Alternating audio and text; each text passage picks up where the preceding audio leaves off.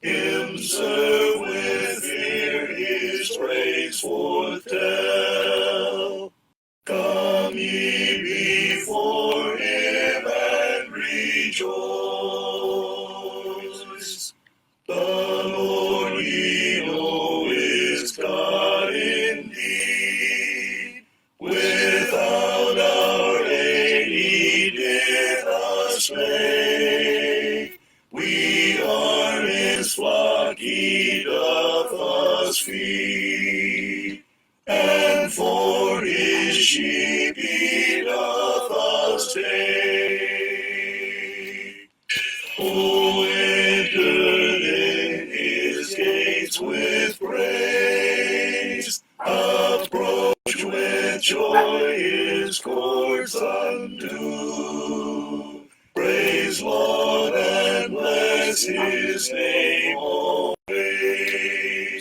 For it is seemly so to do. For why the Lord our God is good, his mercy is forever sure, his truth at all times firmly stood, and shall from age to age endure. It may be in the valley where countless dangers hide. It may be in the sunshine that I in peace abide. But this one thing I know, if it be dark or fair, if Jesus is with me, I'll go anywhere. If Jesus goes with me, I'll go anywhere. 'Tis heaven to me, where'er I may be, if he is there. I count it a privilege, his cross, his cross, his cross to bear. If Jesus goes with me, I'll go anywhere. It may be I must carry the blessed word of life across the burning sunshine to those in sinful strife. And though it be my lot to bear my colors there, if Jesus goes with me, I'll go anywhere.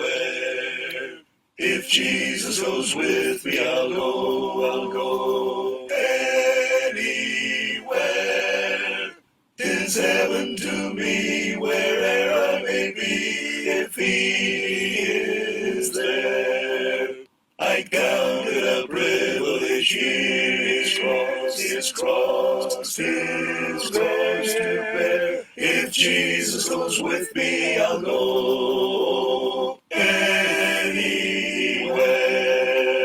But if it be my portion to bear my cross at home, while others bear their burdens beyond the billow's foam, I'll prove my faith in him, confess my judgment's fair, and if he stays with me, I'll go anywhere. If Jesus goes with me, I'll go anywhere. 'Tis heaven to me, wherever I may be, if he is there. I count it a privilege, his cross, his cross, his cross to bear. If Jesus goes with me, I'll go anywhere. It is not mine to question Christian, the judgments of my Lord. It is but mine to follow the leadings of his word. But if to go or stay, or whether here or there, I'll be with my Savior, content anywhere. If Jesus goes with me, I'll go anywhere. 'Tis heaven to me, where'er I may be, if he is there. I count it a privilege here, its cross, tis to bear. If Jesus goes with me, I'll go anywhere.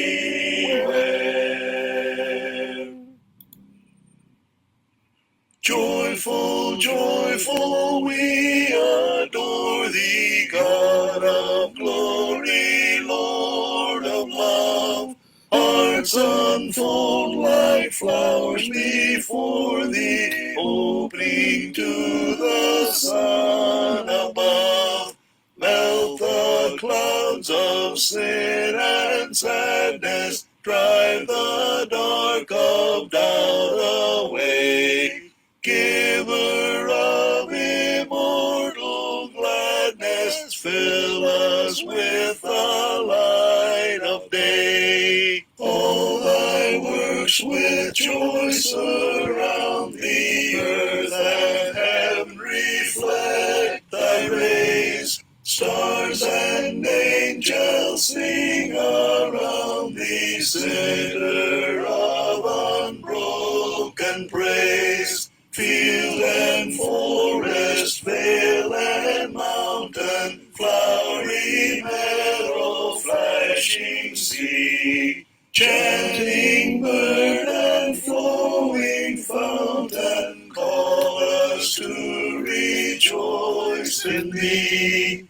Thou art giving and forgiving, ever blessing, ever blessed, wellspring of the joy of living, ocean depth of happy rest. Thou our Father, Christ our brother, all who live in love are thine. Teach us how to love each other, lift us to the joy divine. Mortals join the mighty chorus, which the morning stars began. Father, love is reigning o'er us, brother, love binds man to man. Ever singing, march we onward, victors in the midst of strife.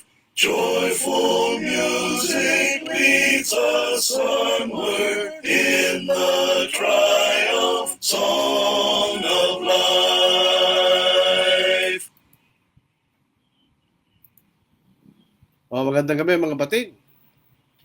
Tayo po ay nagpapasalamat sa Diyos na hindi po tayo masyadong naapektuhan ng bagyong Leon. Hindi katulad po ng bagyong Christine, na bagamat mas mahinang bagyo, pero mas marami po ang naapektuhan sa mga Pilipino, lalo sigit sa mga kapatid. So sa ating po mga kakabsat, na ibang gabi kada kayo amin kakabsat, sa ating po mga kaigsuonan, mayang gabi sa inyong tanan, maigsuon, sa ating mga katugangan, dyan sa may Bicol region, Diyos marahay na banggi sa Indugabos, at sa mga taga-Pangasinan, Masanto sa Labi, at si kayo namin, taga Carabao Island, sa may San Jose, Romblon, Hambil, iba-ibang pangalan po ng lugar na yan. Mayang nga gabi sa tanan, at galing po dito sa aming lugar, lugar po ng mga Mekeni, Kampakan, may pabengi kaya ko nga. Kayo po ay Indonesian. Salamat malam. Kung kape Malaysian, salamat petang. So ang ating pong pag-aaralan po sa gabing ito ay may kaugnayan pa rin sa Church Authority, itong tinatawag Law of Harmony. Ito po ay napakahalaga sapagkat dito maraming mga maling doktrina ang mapapatunayan. Bagamat kasi sila sumasalangsang sa ibang bahagi ng panalaksulatan. Kaya gusto natin mapag-aralan po ito sapagkat mahalaga sa ating tamang pagkaunawa sa salita po ng Diyos. So ito, law of harmony. Pag sinabi ng harmony, walang kaguluhan, may kaayusan. Yan ang ibig sabihin ng harmony. Sa katotohanan, ang katotohanan hindi po sasalangsang sa kapwa katotohanan. Truth will never contradict truth. Yun po totoo. Pag katotohanan, hindi siya sasalangsang sa kapwa niya katotohanan. Ito po ay totoo sa namang uri ng pag-aaral. Kung ito po ay totoo sa tapat na pag-aaral sa science o siyensya, hindi po yung maling mga falsely called science na katulad ng evolution. Hindi po yan. Pero yung tunay na honest scientific investigation, ginagamit din po nilang law of harmony. Ganon din po sa honest court proceedings. Yung pong hukom, the judge will decide based on the harmony upon testimonies, witnesses, and evidence. Ang kahatulan po ng isang judge ay base po sa kung nagkakatugma ang ipinapahayag ng isang saksi at sa mga ebidensya. Kapag hindi po nagkaroon po ng pagsasalangsang o contradiction, medyo yun po ay nagpapakita hindi totoo ang sinasabi mo. At siyempre, ito rin po totoo sa biblical investigation. Alamang bahagi ng banaksulatan na hindi po sasalangsang sa alamang bahagi ng kasulatan. The Bible harmonizes with itself. In other words, hindi sumasalangsang ang Biblia laban sa kanyang sarili. So, sa law of harmony, makikita natin, any verse of the scripture shall be interpreted in the light of whatever all else God has said on the same theme. Ibig sabihin, pagka ang isang talata sa banal sulatan ay kinakailangan nating maunawaan kasama ng iba pang mga bagay na pinahayag ng Diyos sa parehong paksa. In other words, kung pinag-uusapan natin ay kaligtasan, kailangan ng isang talata ay tungkol sa kaligtasan ay naaayon sa iba pang mga talata na ipinapahayag ng Diyos tungkol sa kaligtasan. Yun ang makikita natin. So, pagka tayo po itapat sa ating pag-aaral, kaya nga po sabi ng isang tao, you need mental industry. In other words, kailangan kang maging masipag sa pag-aaral, sa salita ng Diyos. Kapag tayo po ay nag-iimbestiga sa isang paksa o pinag-aaralan po natin isang paksa, kinakailangan nating kunin lahat ang mga talata sa Biblia tungkol sa paksa na yun at ating pong bigyan ng harmony sa isa't isa. Doon natin makikita ang isang tamang conclusion o kaisipan tungkol po sa temang yun. In other words, hindi tayo pwedeng gumamit ng isang talata sa Biblia at tayo magkaroon ng isang tamang conclusion sa bagay na yun. Hindi pwede yun. So, tayo po ay magsimula na po sa ating pag-aaral. Alam po ninyo, maraming mga simpleng halimbawa o payak na halimbawa na pwede natin gamitin para ma-illustrate po natin ang law of harmony. Yung pong ating Panginoon po ay nakapako sa krus. Nakapako sa krus. Meron nakalagay na pangalan sa kanyang krus. Pagka po tinignan natin ang halimbawa kay Matthew, kay Mark, kay Luke, at saka kay John, iba-iba ang mga pagkakasabi ng pangalan ng ating o titulo ng ating Panginoon. Dahil sa ibabaw po ng krus ng ating Panginoon, mayroong titulong nakalagay doon. Kay Matthew, ang nakalagay, "This is Jesus, the King of the Jews." Ito si Kristo, hari ng mga Hudyo. Yan ang nakalagay. Kay Marcos naman, sa Mark 15 verse 26, the King of the Jews. Kay Matthew, this is Jesus, the King of the Jews. Kay Mark, the King of the Jews. Kay Lucas, sa Luke chapter 23 verse 38, ang nakalagay, this is the King of the Jews. Ito ang hari ng mga Hudyo kanya. Pero walang pangalang Jesus. At kay John, sa John chapter 19 verse 19, ang nakalagay, Jesus of Nazareth, the King of the Jews. So, medyo may pagkakaiba ang mga titulong nilagay sa kay Matthew, kay Mark, kay Luke, at kay John. So, paano natin malalaman kung ano yung katotohanan? Pagsasama-samahin natin. We'll harmonize the version of Matthew, Mark, Luke, and John. So, anong lalabas pag pinagsama-sama natin? This is Jesus of Nazareth, the King of the Jews. So, yun na isang payak na halimbawa ng law of harmony. In other words, apat na pagkakataon na may titulo ng ating Panginoon na nakalagay sa kanyang krus. Medyo may pagkakaiba ang bawat nakalagay ay sa salaysay ni Matthew, Mark, Luke, and John. So, paano natin malalaman ito? Pagsasama-samahin natin. At makikita natin yung talagang kompletong pangalan ng ating Panginoon na nakalagay sa kanyang krus. So, this is Jesus of Nazareth, the King of the Jews. Mali ba yung kay Matthew? Hindi. Mali ba yung kay Mark? Hindi rin. Mali ba yung kay Luke? Hindi rin. Mali ba yung kay John? Hindi rin. So, pag pinagsama-sama natin, doon natin makikita ang buong katotohanan ng titulo na nakalagay sa krus ng ating Panginoon. So, ito po ang simpleng halimbawa ng law of harmony. Pinagsasama-sama natin ang mga talata sa parehong paksa, doon tayo magkakaroon ng tamang conclusion sa paksang iyon. Dito po pinag-uusapan yung titulo ng ating Panginoon na nakalagay sa kanyang krus.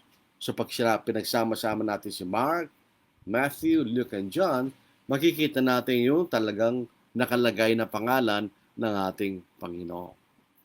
So sa namang pag-aaral, sabi nga natin kanina, halimbawa, sa pag-aaral sa court of law, ano ang ginagawa? Dalawa pong partido yan, yung nagdidemanda at yung idinidemanda. So, bibigyan ng pagkakataon ng korte ang bawat panig na magbigay ng kailang mga saksi at kailang mga ebidensya o pertinent evidence at titimbangin ng judge at magkakaroon siya ng isang righteous judgment.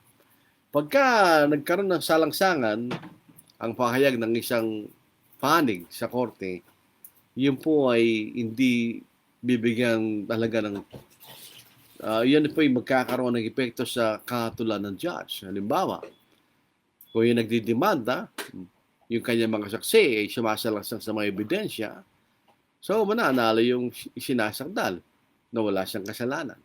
So yun po ay totoo sa court of law. Totoo rin po ito scientific investigation. Halimbawa, si Isaac Newton, hindi ko alam kung totoo itong kwentong ito, pero sa mga science books, nakalagay po ito. Siya'y nakahiga, bigla bumagsak yung hinog na mansanas sa kanya. So, nagtaka siya, ba't nahulog? So, ang ginawa niya, inintay niya uli na mahulog. Ang ginawa niya, umakyat sa puno ng mansanas at ibinagsak niya yung mansanas at siya'y bumagsak. So, ibig sabihin, nagkaroon siya ng observation na yung mansanas bumabagsak. So, inulit niya. Sa isang experiment, umakyat sa puno, inuhulog niya yung mansanas at siya'y nahulog. So, anong konklusyon niya? Merong pwersa kanya na umihigop sa mga bagay para sila mahulog mula sa taas patungo sa baba. Anong tawag natin doon? Yun ang law of gravity. Kaya po hindi tayo nauhulog sa outer space. Inihigop tayo ng gravity at tayo nananatili sa lupa. So, paano nalaman yun? Sa pamamagitan ng observation at experiment. At nagkaroon siya ng tamang conclusion, di ba? So, totoo rin po yung scientific investigation. Ganon din po sa Biblia. Ang Biblia po kasi hindi po siya inayos ng Diyos bilang isang encyclopedia. Ang encyclopedia ay isang aklat na ang mga paksa ay alphabetical. So, halimbawa, mayroong aklat sa A, lahat ng paksa sa A nandoon roon. Hindi ganun ang pagkaayos ng Biblia. So, ibig sabihin, hindi mo pwede sa baptism, pumunta ka sa letter B, hanapin yung baptism, makikita mo na lahat yung tungkol sa baptism. Hindi ganun pagkaayos ng Biblia. So, things are not arranged according to topics. Hindi po inayos ng Diyos na sa Biblia na ang kaisahan ay ayon sa paksa. Hindi ganoon. Hindi ganoon ang pagka-ayos ng Biblia. So, paano ang pag-aaral po na sa Biblia, kukunin natin lahat ng talata sa isang paksa, ayon sa kailan tamang context o kahulugan, pagsasama-samahin natin, at magkakaroon tayo ng tamang conclusion tungkol sa paksang yun. Ayon po sa Psalm 119, verse 160, the entirety of your word is truth, and every one of your righteous judgments endures forever. In prinsipyo, the entirety of your word is truth. So yung kabuuan ng mga talata tungkol sa isang paksa, pag pinagsama-sama natin yun, doon natin makikita kung anong sinasabi ng Biblia tungkol sa paksang yun. Yung po makikita natin, yan ang law of harmony. Pinagsasama-sama natin ng mga talata para malaman natin kung ano ang konklusyon na sinasabi ng Biblia tungkol sa paksang yun. Kaya nga po ang pag-aaral sa Biblia ay hindi po madali. In the sense na kailangan mo masipag na kunin mo lahat ang mga talata na sinasabi ng Biblia sa paksang yung pinag-aaralan. Bago ka magkaroon ng tamang konklusyon kung anong sinasabi ng Biblia tungkol po sa paksang yun. Again, gumamit po tayo ng simpleng halimbawa. Later, pupunta tayo sa salvation at sa pag-aasawa. Dito po sa Garden of Gethsemane, alam po ba nyo na wala tayong mababasang Garden of Gethsemane sa Biblia?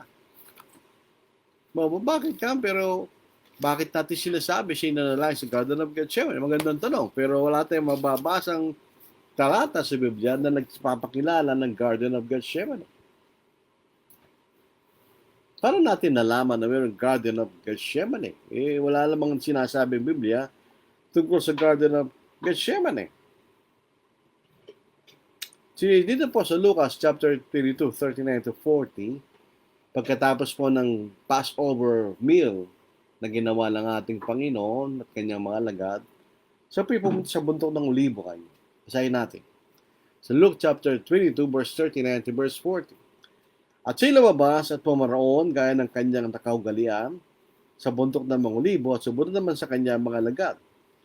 Nang siya'y dumating sa pok na yon at ay sinabi niya sa kanila, manalangin kayo upang hindi kayo pumasok sa panahon ng pagsubok kanya.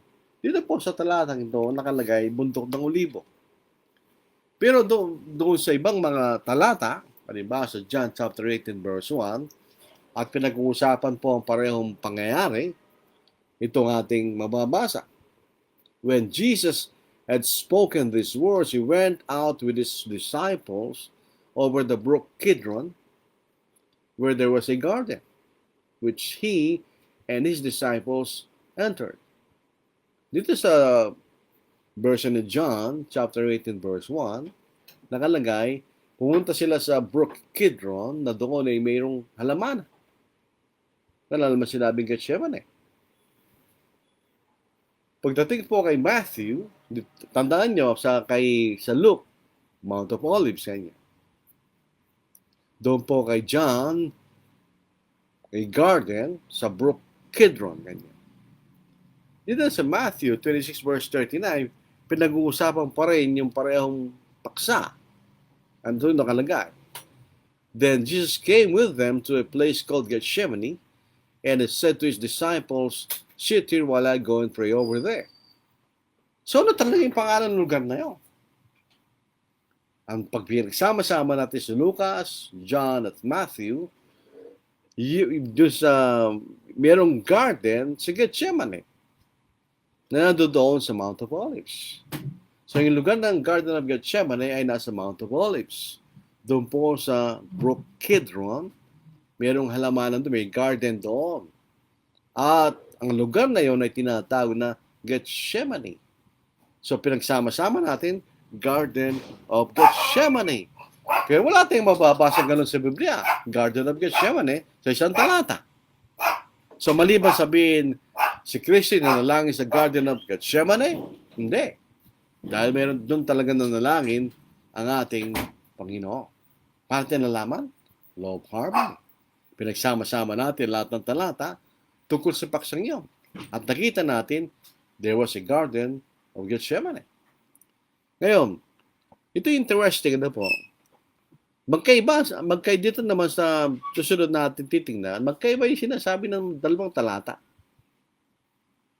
Ito po yung pangyayari sa Old Testament na mayroong pinatayang Diyos.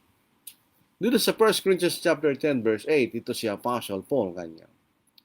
Nor let us commit sexual immorality as some of them did, and in one day 23,000 fell. So ayon kay Apostle Paul, 23,000 ang namatay sa mangudyo na nagkasala ng sexual immorality. Pero dito po sa Numbers chapter 25 verse 9, iba naman ang sinasabi. And those who died in the plague were 24,000. So pinag-uusapan ko parehong pangyayari. So paano tayo magkakaroon tamang kaisipan dito? Mali ba si Paul? O mali yung sinasabi ni Moses sa Numbers 25 verse 9? Hindi, pareho silang tama. If you harmonize, ito makikita natin. Ang total na namatay ay 24,000. Pero sa isang araw, pinatay ng Diyos ang 23,000. So, yun makikita natin. Paano natin nalaman yun? Law of Harmony. Hindi pwede maglaban yung dalawa. Para bang kung meron pong isang sakuna, bagyo, doon sa magkakaroon ng balita sa radyo, sabi niya, 99 po namatay. Pagkatapos, pag sa ikalawang araw, sasabihin nila, ang total po namatay, 200. Mali ba yung unang dyaryo? Hindi. Mali ba yung pangalang dyaryo? Hindi. Ang sinasabi lang doon sa unang araw, 19 namatay. Pero pagkatapos, nagkaroon pa ng 110. So, 200 ang namatay sa kabuuan. So, parang ganito makikita natin dito sa dalawang pangyayaring ito. Ngayon, di po sa pagsamba. Meron ba tayong talatang mababasa na makikita natin, kailangan tayong umawit, kailangan tayong manalangin, kailangan natin alalahanin ang kamatayan ng Panginoon, o kailangan tayong mag-abuluyan o bagan, o kailangan natin mangaral? Wala. So, paano natin nalaman na ganun pala dapat natin gawin sa pagsamba? Tandaan natin, sabi ng Panginoon sa John chapter 4 verse 24, God's Spirit and those who worship Him must worship Him in spirit and truth. So, kailangan sambahin ng Diyos sa Espiritu at sa katotohanan. At kung tayo po ay gaganap sa ating pagsamba ng mga kausan ng tao, ito'y walang kabuluhan sa Diyos. Ito'y sa Matthew 15 verse 9. So, Spirit, yun tayo. Yung Espiritu natin. Katotohanan, yun ang ipinahayag ng Diyos sa bagong tipan kung anong ating gagawin sa pagsamba. So, paano natin nalaman na kailangan tayong manalangin, kailangan tayong magkaroon ng Lord's Supper, kailangan tayong magkaroon ng pagturo, collection, and singing? Paano natin nalaman yun? Pag pinagsama-sama natin ang lahat ng mga talata tungkol sa pagsamba ng mga Kristiyano. So, halimbawa, sa pagtuturo, sa Acts chapter 2 verse 42, sila nagsipanatiling matibay sa aral ng mga apostol. So, nagkaroon ng pag-aaral. Doon sa Gawa chapter 20 verse 7, sabi, at si Pablo ay nangaral hanggang sa ating gabi. Kanya. So, mayroon pa rin pagtuturo. So, in other words, mayroon talata nagsasabi na mayroon pagtuturo sa kailang pagsamba. Meron ding talata na sinasabing sila'y nananalangin. Doon po sa Acts chapter 2 verse 42, at sila natiling matibay sa panalangin kanya. Para natin nalaman yung Lord's Supper, meron din talata. Doon sa Acts chapter 2 verse 42, at sila natiling matibay sa pagputol-putol ng tinapay. At doon sa Acts chapter 20 verse 7, doon itong mababasa natin, at sa unang araw ng linggo, nang kami nagkakatipon para pagputol-putulin ang tinapay, si Pablo nangaral hanggang sa ating gabi kanya. So doon natin makikita merong Lord's Supper. At meron din tayong mababasang sulat sa 1 Corinthians chapter 11 verses 22 to verse 25 na inutusan tayo na alalahanin natin ang kamatayan ng ating Panginoon. Ito mababasa natin. Sapagkat tinanggap po sa Panginoon ang ibinibigay ko naman sa inyo ng Panginoong Yesus ng gabing sa ipagkanalo ay dumpot ng tinapay at nang siya makapagpasalamat, ito'y kanyang pinagputol-putol at sinabi, ito'y aking katawan na pinagputol-putol para sa inyo. Gawin ninyo ito sa pag-aalaala sa akin. Sa ganitong paraan ay kinuha niya ang kopa pagkatapos magapunan na sinasabi, ang kopa ito ay isang bagong tipan sa aking dugo. Gawin ninyo ito tuwing kayo mag-iinom nito sa pag-aalaala sa akin. So far, nakita natin may pagtuturo, may panalangin, at may pag-alaala sa kamatayan ng Panginoon. Meron din koleksyon. Sa chapter 2 verse 42, sinasabi rito, at sila nanatiling matibay sa pagsasama-sama, fellowship, common sharing, hindi patungkol sa collection. Pagdating po sa 1 Corinthians chapter 16 verse 1 to 2, nagkaroon po ng utos si Pablo sa mga taga-Korinto na sila'y magkaroon ng ambagan. Sayan natin. Sa 16 verse 1 and 2, ito ang ating matutunghaya. Ngayon, tungkol sa ambagan para sa mga banal, ay gawin din ninyo gaya ng aking itinagubilin sa mag-iglesia sa Galacia. Tuwing unang araw sa isang linggo, ang bawat sa inyo ay magbukod at maglaan ayon sa kanyang makakaya upang wag nang gawa ng mga bagan pagdating ko sa may utos na magkaroon ng ambagan on the first day of the week. So, meron koleksyon. Paano yung pag-aawita? Meron din tayong mababasang talata na sila'y nag-aawita.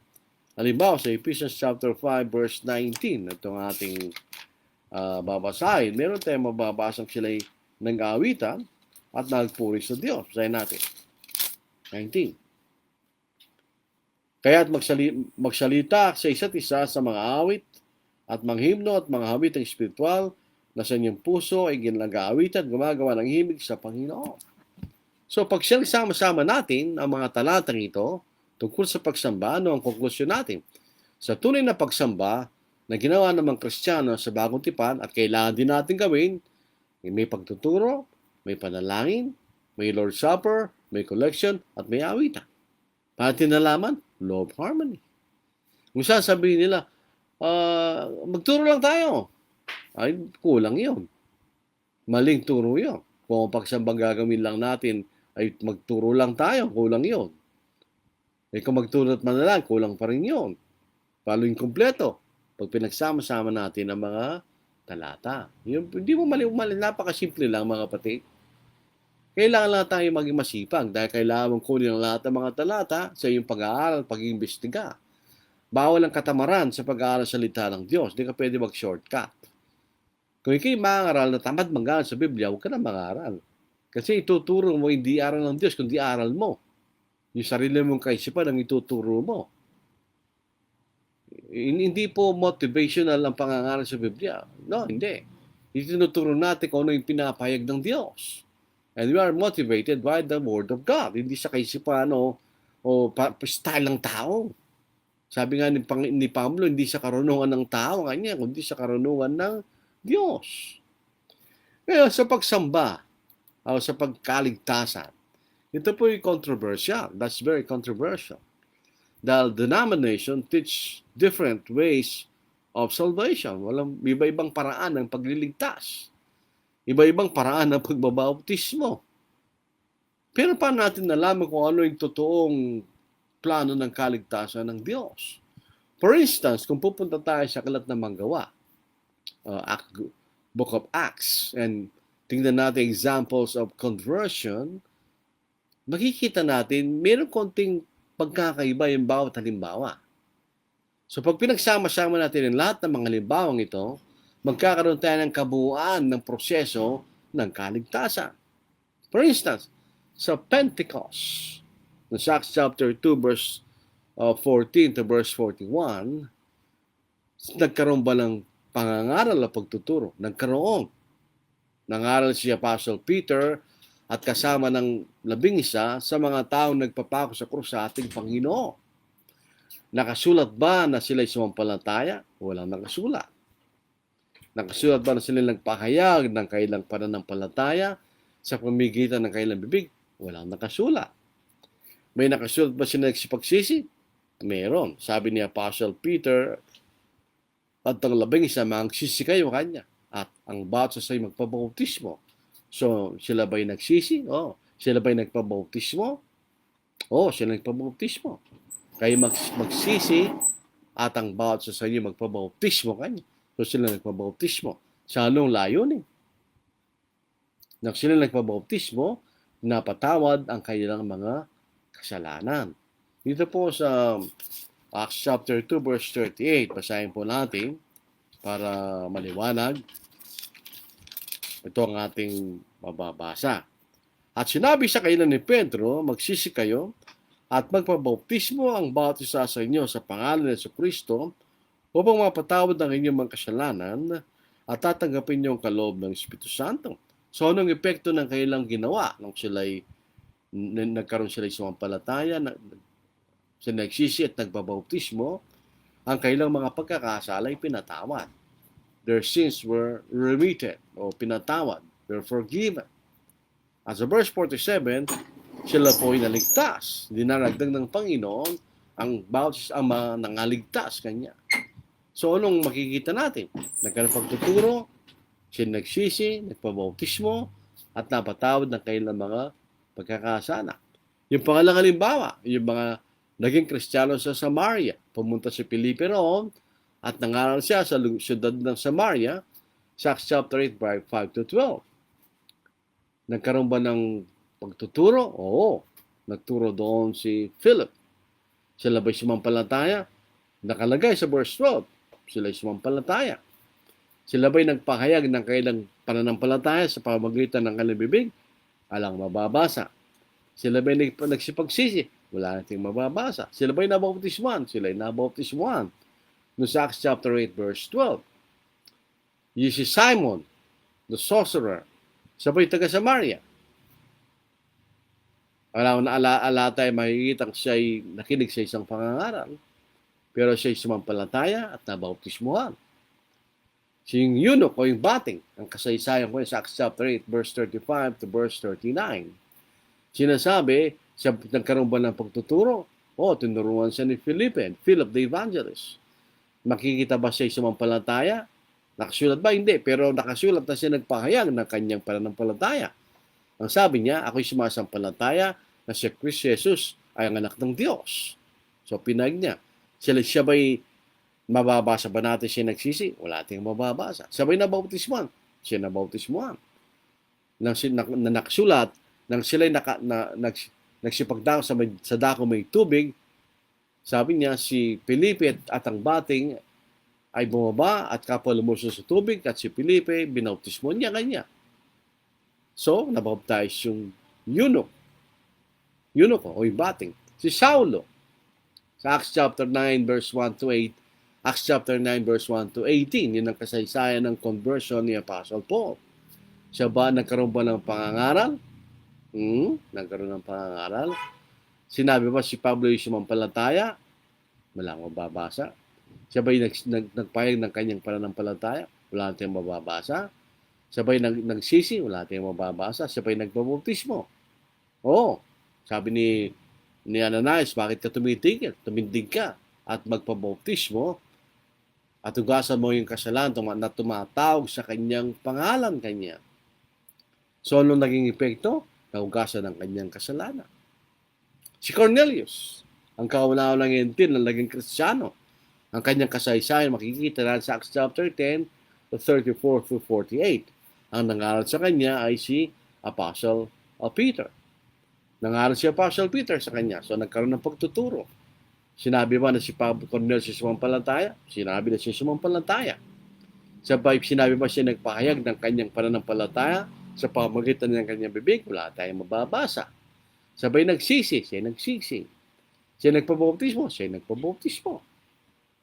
Si Lydia na taga Filipos, siya natagpuan din ni Apostle Paul sa Acts 16:13-15 at tinaralan niya si Lydia. Nagkaroon ba ng pagtuturo? Oo, tinuruan ni Pablo si Lydia. Mababasa ba natin si sumampalataya? Wala tayong mababasa sa sumampalataya.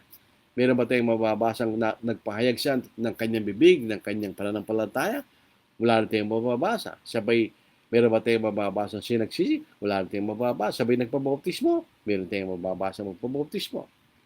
Yung namamahala sa bilangguan, yung jailor, sa Acts 16:25-34, mababasa natin ang kasaysayan niya. Nagkaroon ba ng pagtuturo? Nagturo sa kanya si Apostle Paul at si Silas. Sabay sumampalataya, siya sumampalataya. Meron bang sinabing siya nagpahayag ng kanyang pananampalataya? Wala tayong mababasa. Sabay nagsisi, siya nagsisi. Sabay nabautisman, siya nabautisman. Ano nang epekto? Siya nagalak sa verse 34. Yung mga taga-Korinto, si Pablo po ay nagpunta sa Korinto.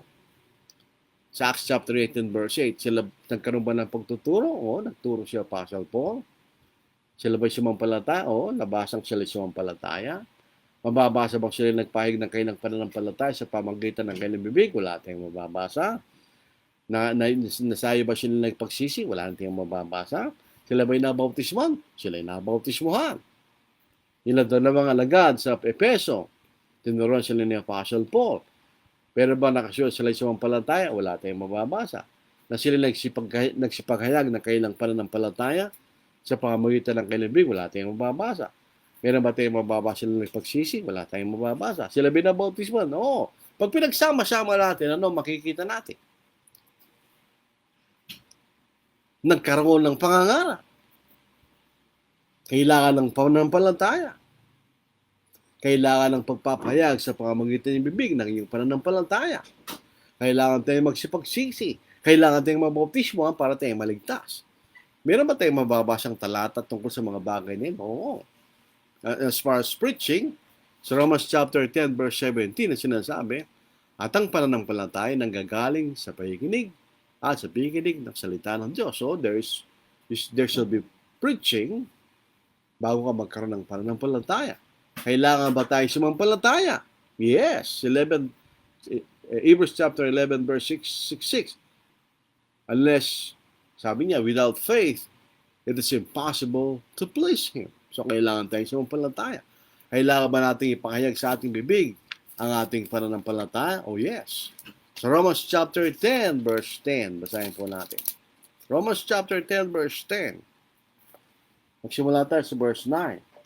Sapagkat kung ipahayag mo sa pamamagitan ng bibig si Jesus na Panginoon at sasampalataya ka sa iyong puso na binuhay sa muli ng Diyos mula sa mga patay, maliligtas ka. Sapagkat sa puso ang tayo nananampalataya, kaya itinuturing na ganap at sa pamamagitan ng bibig ay nagpapahayag kaya't naliligtas ka. So, may kailangan nating ipahayag sa ating bibig ang ating pananampalataya sa ating Panginoon. Kailangan ba tayo magsisi? Sa Luke chapter 13 verse 3, sabi ng Panginoon, maliban na kayo magsipagsisi, ay mamamatay rin kayong katulad nila. Sa Acts chapter 2 verse 38, anong sabi ni Apostle Peter? Kasama ng 11 ibang mga apostol, magsisi kayo kanya. So, kailangan ba tayong pabautismo? Meron ba tayong mababasa? Oo, sa 1 Peter, makikita natin, sa 1 Peter chapter 3 verse 21, sinasabi ang bautismo ay nagliligtas.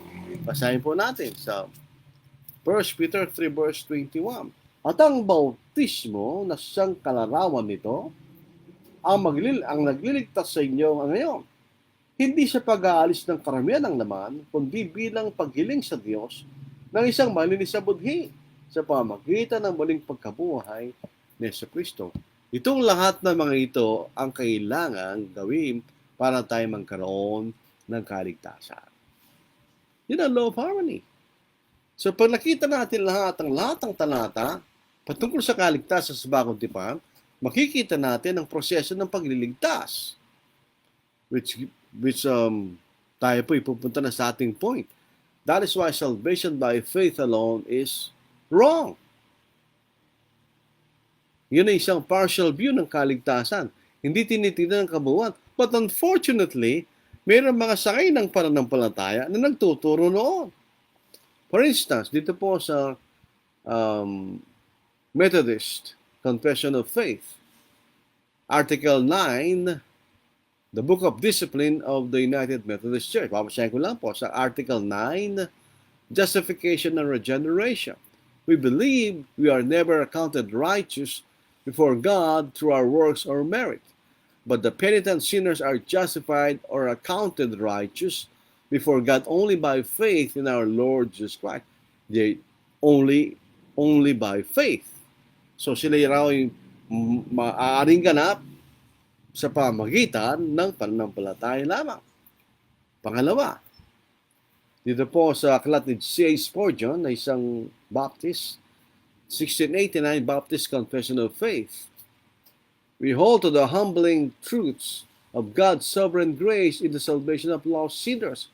Salvation is through Christ alone and by faith alone. Yun po sabi ni C.A. Spurgeon na isang Baptist. Ito po sa Westminster Confession of Faith, Article 9, dito po sa Roman numeral number 2. Faith, thus receiving and resting on Christ and His righteousness, is the lone instrument of justification. Yet it is not alone in the person justified, but is ever accompanied with all other saving graces, and is no dead faith, but worketh by love. Pero sabi pa rin, faith alone is the instrument of righteousness. Mali. We do not deny faith is important. Hindi natin tinatatwayan. Pero para sabihin we are saved by faith alone, number one, walang talata nagsasabi no. Number two, it will contradict all other verses about the other acts of salvation. It will contradict about the need for repentance, the need to confess your faith, and the need to be baptized. Sinasalangsang niya. Yeah, faith is important. So John 3:16, sinasabi sa atin, sapagkat kayo nalampagsitan ng Diyos sa buong sanglibutan na ibinigay niya kanyang bugtong ng anak upang ang sino sa kayo sumampalataya ay hindi mapahamak, kundi magkaroon ng buhay na walang hanggan. Faith is important. Hebrews 11:6, kung walang pananampalataya, hindi maaaring maging kalugod-dugod sa Kanya, na nagbibigay gantis sa lahat na sa Kanya nagsisihanap Kanya. So faith is important, but not by faith alone. Salvation by faith alone contradicts all the other verses about the other acts of salvation. At higit sa lahat, it contradicts James chapter 2 verse 24. Basahin po natin.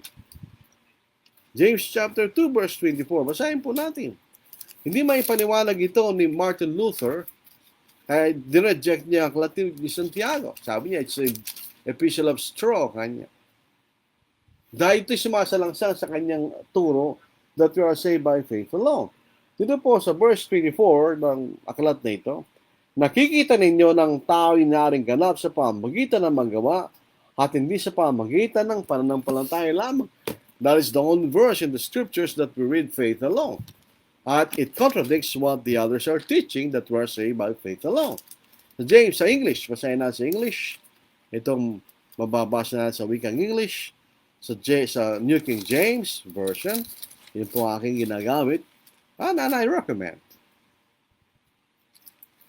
Itong ating tutunghayan.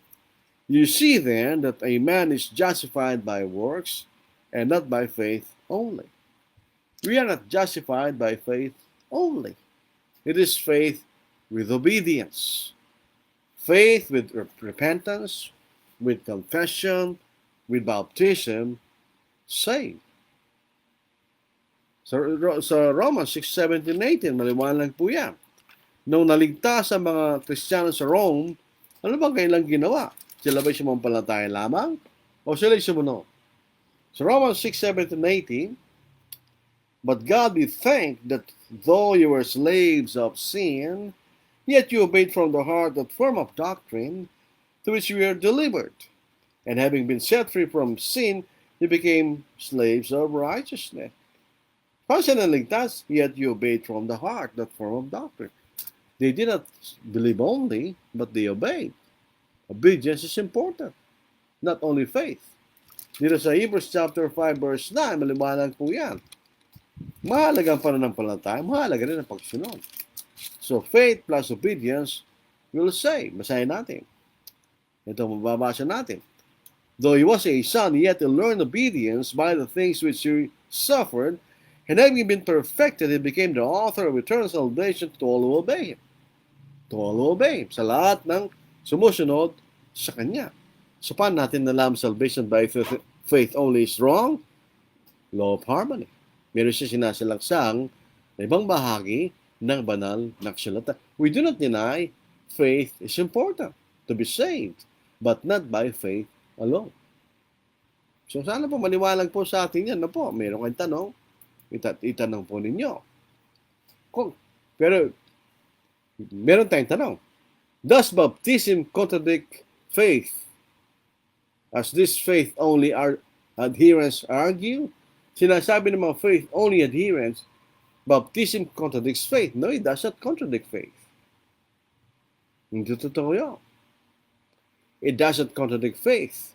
It is only when one has done all the steps of salvation, ending at baptism, that he has shown that he has faith.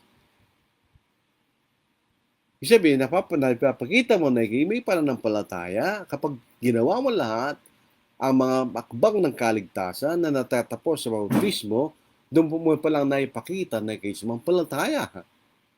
So in other words, kahit sila pa kayo sumasampalataya, kung hindi ka naman nagsisi, hindi ka naman nagpahayag, hindi ka naman bautismo, no, he did not believe, hindi ka sumampalataya.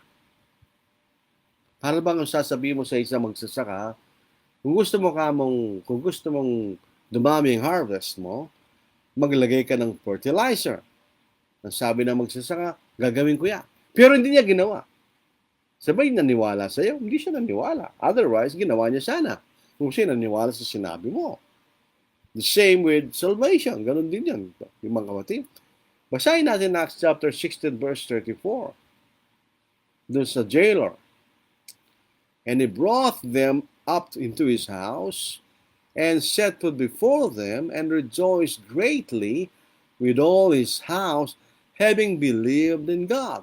Kailan naisulat ito? Nang pagkatapos silang mabautismohan.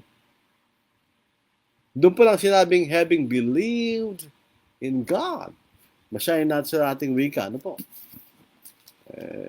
Alam niyo mga Pilipino, at least bilingual yan. We know English and we know our own language. Pero marami rin, they know how to speak many languages. Sa 16 verse 34, ito ang ating mababasa. Sila'y kanya pinapanhik sa kanyang bahay at hinahinan sila ng pagkain, siya at ang kanyang buong sangbayan at nagalak na sumasampalataya sa Diyos. Kailan sinabi siya sumasampalataya sa Diyos? Pagkatapos niyang mabautismohan. So see, mga kapatid, when we use only one verse to prove we are saved by faith alone, mali yun. That's a partial view. Kailangan makikita natin ang total view of salvation. Tingnan ninyo. Nabasa natin sa Acts 11 verse 8. Ang mga Cornelius, they repented unto life. So pwede ba nating sabihin we are saved by repentance only? Dahil meron tayong nabasa Acts 11 verse 18. Meron tayong mababasa Romans chapter 10 verse 10. We are saved by confessing. So we are saved by confession alone.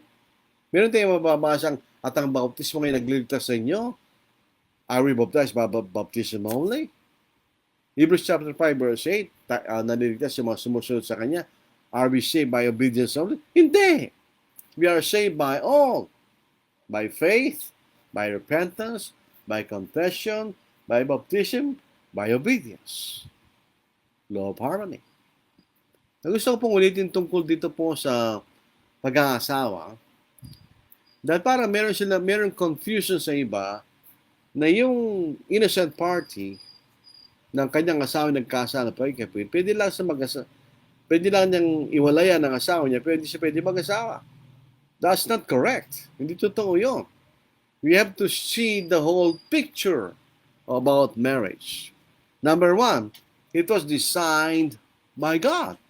Ito'y kalooban ng Diyos. Ito'y galing sa Diyos. Dito sa Genesis chapter 2 verse 24, ito po ating mababasa. Basahin natin. Kaya iniiwan ng lalaki ang kanyang ama at ang kanyang ina at pumipisan sa kanyang asawa at sila'y nagiging isang laman. So ito'y galing sa Diyos. At ito'y inulit ng ating Panginoon na ang Diyos ang nag-uugnay sa isang lalaki at isang babae para sila maging mag-asawa. Ang basahin po na sa Matthew chapter 19, 4-6, sapagkat tinanong ng mga Pariseo kung pwede bang hiwalayin ng asawa at mag-asawa ng iba. Basahin natin. Ngunit, verse 3, lumapit sa kanya mga Pariseo upang siya'y masubok ay kanilang tinanong.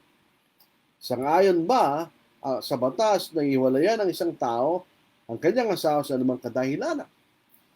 Ngunit siya'y sumagot at sinabi, hindi ba niya nabasa nang lumikha sa kanila, buod sa pasimula ay nilikha silang lalaki at babae. At kanyang sinabi, dahil dito iiwan ng lalaki ang kanyang ama at ang kanyang ina at may kisama sa kanyang asawa at ang dalawa ay nagiging isang laman. Kaya hindi na sila dalawa, kundi isang laman. Ang pinagsama ng nga ng Diyos ay magpapaghiwalayin ng tao. So, ito'y galing sa Diyos.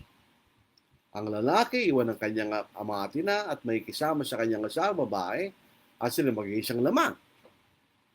It was designed by God. So, what's the law of God on marriage? One man, one woman, no divorce. Really true. Totoo yun. That's true. One man, one woman, no divorce. So, Mark chapter 10, 11 and 12.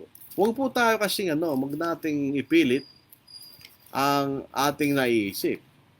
That's bad. Let's open our minds at pabayaan nating basahin kung anong sinasabi ng mga banal na kasulatan. That's honest investigation.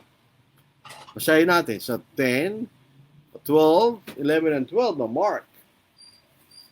Ito ang ating mababasa. Mga iksoon, mga higala. At sinabi niya sa kanila, ang sino mang makikipaghiwalay sa kanyang asawa babae at mag-asawa sa iba, ay nagkakasala ng pangalo niya laban sa kanya. Kung nagkipaghiwalay siya sa kanyang asawa lalaki at mag-asawa sa iba, nagkakasala siya ng pangalo. That's the law of marriage ng Diyos. One man, one woman, no divorce. It's for life. Ibig sabihin, habang kayo ay nabubuhay. So, ibig sabihin, pagka nag-asawa ka, doon ka na lang. Kaya nga nanguso yung kasabihan na pag nag-asawa kayo matatali na, literally yes. Hindi ka na makakaalis doon. Yun ang totoo dyan. Romans chapter 7, 12:3.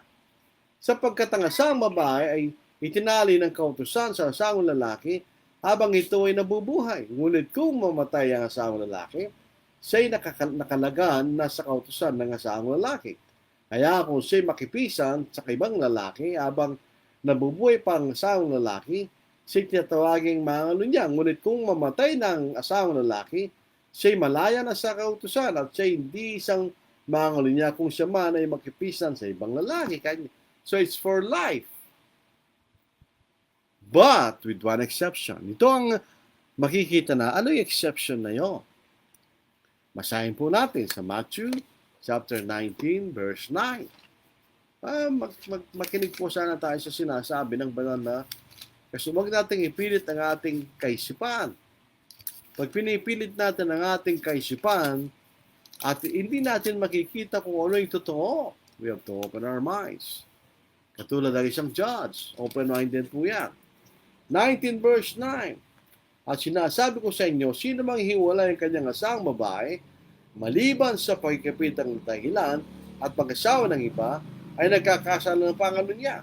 At ang mag-asawa sa babaeng inihiwalay ay nagkakasala ng pangano niya. So, binibigyan ka ng kalayaan ng Diyos na iwalayin mong asawa mo kung siya nagkasala ng pangano niya at ikay pinapalaya na ng Diyos mula sa pagkatali. So, wala ka ng asawa sa harapan ng Diyos. So, pwede ka na mag-asawa ng iba na di nagkakasala kung gusto mo. Kung ayaw mo, walang problema yun. Gusto mong patawarin yung asawa mo nagkasala ng pinakapit, walang problema yun. Ito yung partial view. Man and woman for life, no divorce. Partial view yun. Ano yung full view? Man and woman for life, no divorce except for fornication. That's the full view ng kauso ng Diyos sa pag-aasawa. So, law of harmony. So, pagsama-sama mo lang yung mga talata sa isang paksa, makikita mo na kung sinasabi ng Diyos tungkol sa paksang yon at yun ang katotohanan. Huwag tayo magmadali, huwag tayo mag-shortcut. Kapag nag-shortcut ka, patay ang konklusyon mo. Mali yan. We cannot prejudge. You cannot make a conclusion before we make any studies or investigation sa Biblia. Kailangan mo na tayo mag-aral para makita natin kung ano sinasabi ng Diyos tungkol sa bagay na yan. Yung iba, wala nga sa Biblia, ginagawa nila eh. Ang daming gano'n. Wala sa Biblia, ginagawa niya. Sabi, wala naman nakasulat kanya. Eh, hindi wala nga nakasulat, pero ginagawa mo. Law of silence yun, bawal yun. Pero ginagawa nila. Minsan, sikat pang mga mangaraw niya, mga batikang mangaraw, di umano. Pero gumagawa siya ng mga bagay, di nakasulat. Shame on you. Hindi kayo maliligtas pag gano'n ang iyong kaisipan. So, yun po ang ating pag-aaral sa gabing ito. Law of harmony. Ang katotohanan, hindi lalaban, o tataliwas sa kapwa katotohanan. Truth will never contradict truth. So sabi nga po ni Roy Cogdill, so Walking by Faith, any verse of the scripture shall be interpreted in the light of whatever else, of whatever and all else God has said on the same theme. Yun sabi ni Roy Cogdill. You have to collate all the verses. Hanapin mo lahat ng mga talata sa isang paksang gusto mong pag-aralan. At pag ginawa mo yan, makikita mo kung ano sinasabi ng Diyos tungkol sa paksang yun. That's the law of harmony. Gawin po natin yun. Subukin nyo yan sa church anniversary, sa baptizer issue. Subukin nyo. At makikita nyo kung ano yung katotohanan. So ito po ang ating pag-aaral po sa gabing ito. Maraming salamat po sa inyong pakikinig sa ating paksa sa gabing ito. Hinangulan po, may mga tanong-tanong dito. Dito po sa bumabati, yung mga bumati.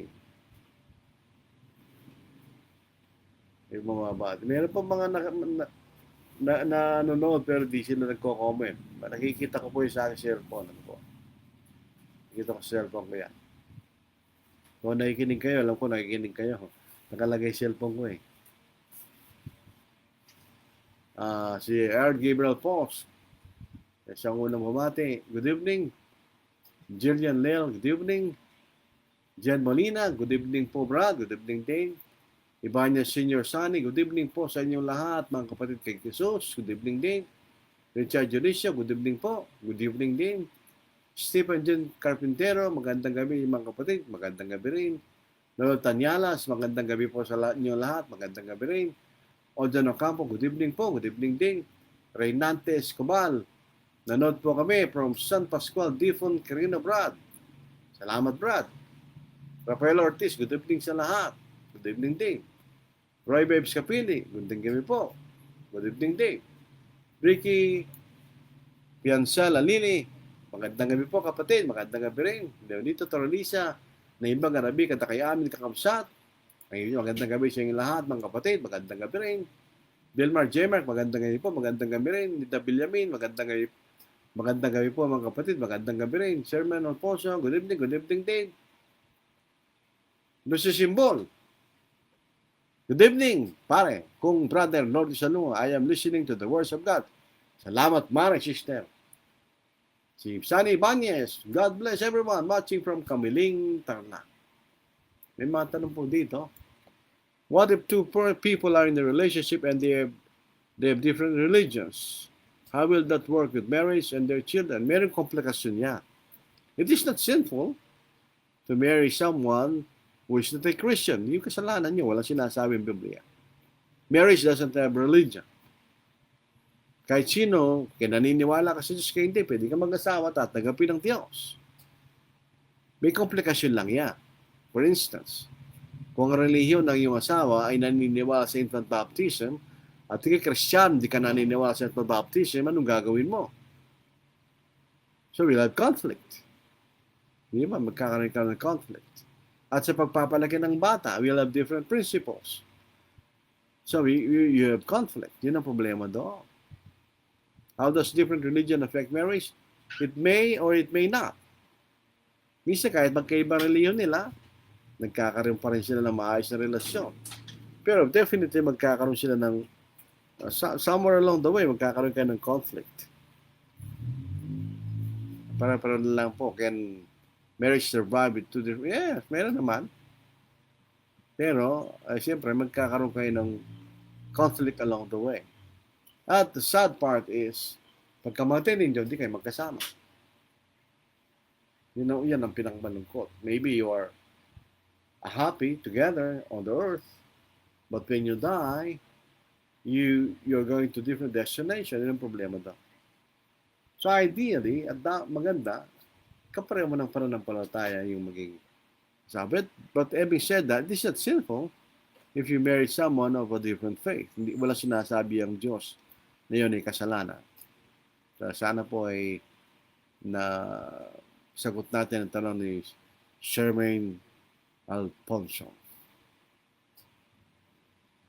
I need thee every hour, most gracious Lord. No tender voice like thine can peace afford. I need thee, oh, I need thee, every hour I need thee. Oh, bless me now, my Savior, I come to thee. I need thee every hour, stay thou nearby. Temptations lose their power when thou art nigh. I need thee, oh, I need thee, every hour I need thee. Oh, bless me now, my Savior, I come to thee. I need thee every hour in joy or pain. Come quickly and abide, for life is vain. I need thee, oh, I need thee, every hour I need thee. Oh, bless me now, my Savior, I come to thee. I need thee every hour, most holy one. Oh, make me thine indeed, thou blessed Son. I need thee, oh, I need thee, every hour I need thee. Oh, bless me now, my Savior, I come to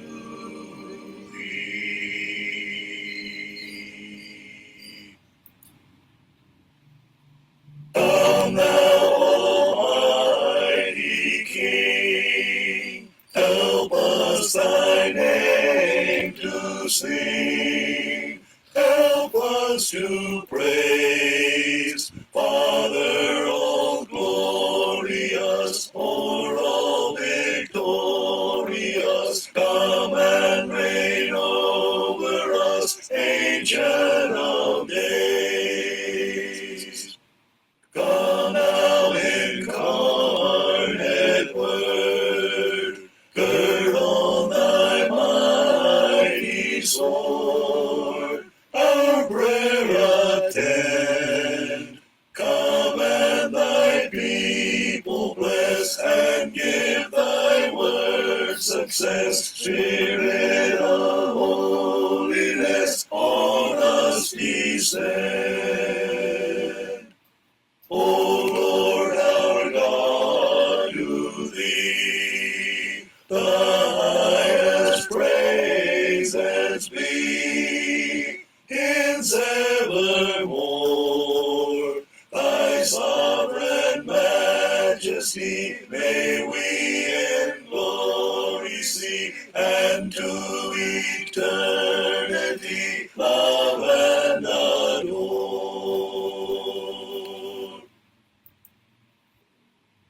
Build on a rock, the church does stand, even when steeples are falling, crumbled as fires in every land.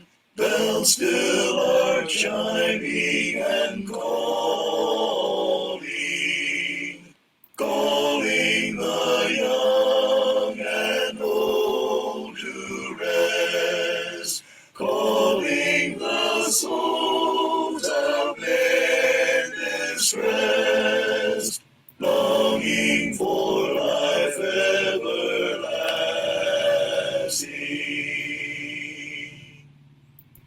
Not in our temples made with hands, God the Almighty is dwelling.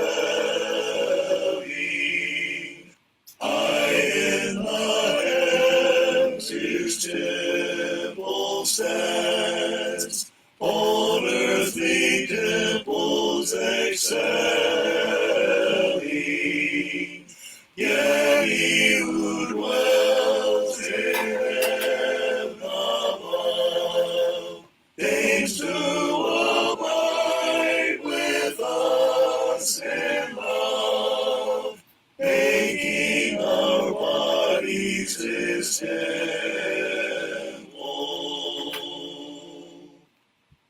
We are God's house of living stones, built for His own habitation. He fills our hearts, His humble thrones, granting us life and salvation. Where two or three to seek His face, He in their midst would show His grace, blessings upon them bestowing.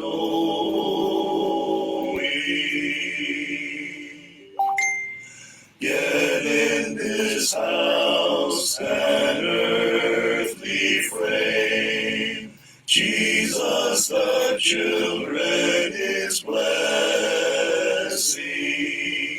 Hither we come to praise His name, faith in our Savior confessing.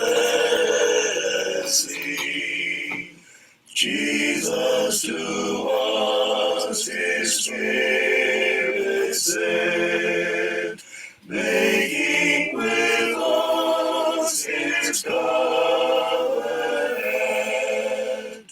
granting His children the kingdom.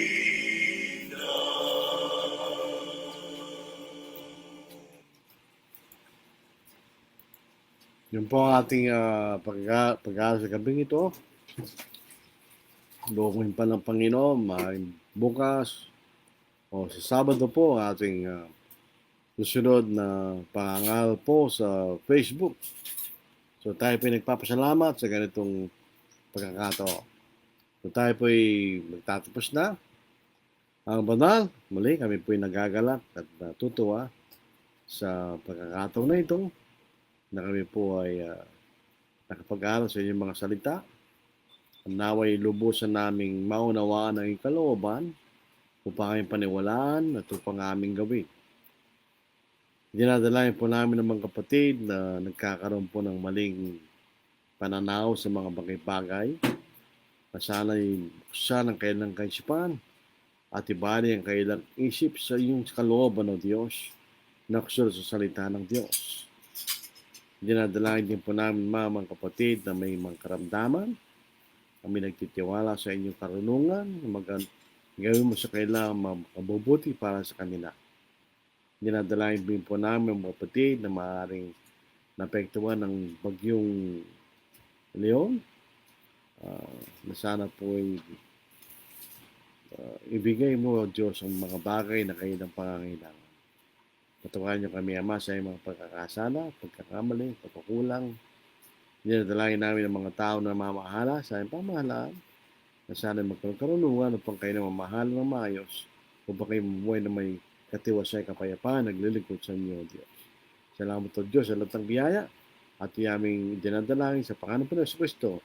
Amen. Maraming salamat po. God bless. Take care.